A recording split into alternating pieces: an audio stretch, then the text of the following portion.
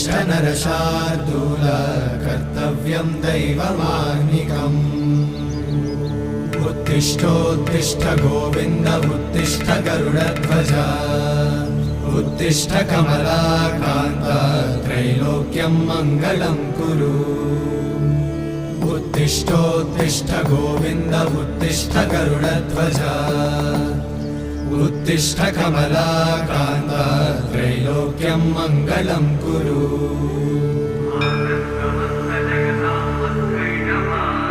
मातः समस्त जगतां मधुकैटभारे